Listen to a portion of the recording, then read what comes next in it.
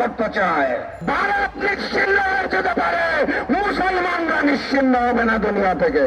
ভারত এখন বাংলাদেশে ইনক্লুসিভ নির্বাচন চায়।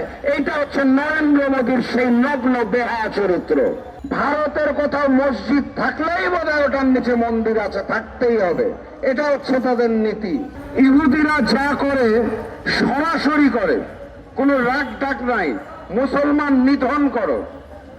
আর ওই নরেন্দ্র মোদী তাদের যে সংস্কৃতি আছে ভারতের, উলঙ্গ সংস্কৃতি, বলিউডের সংস্কৃতি, ওরকম বেহায়ার মতো কার্যক্রম করেন।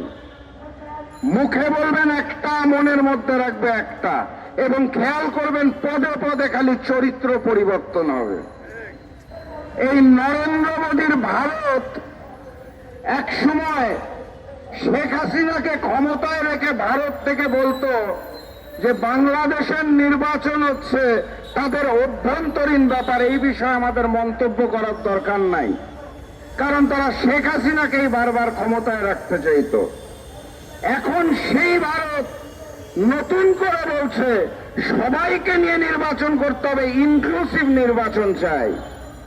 শেখ হাসিনার জন্য 16 বছর এক্সক্লুসিভ নির্বাচন আয়োজন করে ভারত এখন বাংলাদেশে ইনক্লুসিভ নির্বাচন চায়। এইটা হচ্ছে নরেন্দ্র মোদীর সেই নগ্ন বেহায়া চরিত্র। তারা যে মুসলমান নিধনে নামবেন এটাই তো স্বাভাবিক।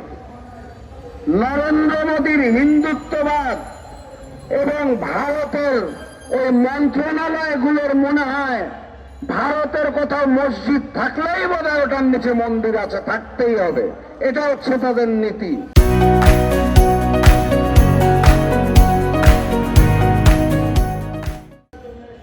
সেই ভারতের কাছে আপনি ভালো কিছু আশা করবেন, এটা কখনোই হতে পারে না। সেই ভারত ওয়াকফ বিল সংশোধনীর মাধ্যমে মুসলমানদের দানকৃত মসজিদ, মাদ্রাসা, এতিমখানা এখন দখল করে লুটপাট করার পরিকল্পনা করছে। এখন তাদের নতুন করার মন্দিরের নিচে মসজিদ খুঁজতে হয় না। যে সকল মসজিদ আল্লাহর ধ্বনি দেওয়ার জন্য দাঁড়িয়ে আছে সেগুলোকে লুটপাট করার জন্য তারা এখন আইন পাস করতে চায়, মুসলমান নিধনে নামতে চায়, মুসলমানদের দুনিয়া থেকে নিশ্চিহ্ন করতে চায়। আমরা বাংলাদেশে দাঁড়িয়ে স্পষ্ট ভাষায় জানিয়ে দিতে চাই, উপরে আল্লাহ আছে, সারা দুনিয়ার মুসলমানরা প্রস্তুত আছে। মুসলমান নিধনের ষড়যন্ত্র করবেন না। প্রয়োজনে ভারত বিরোধী আন্দোলন হবে।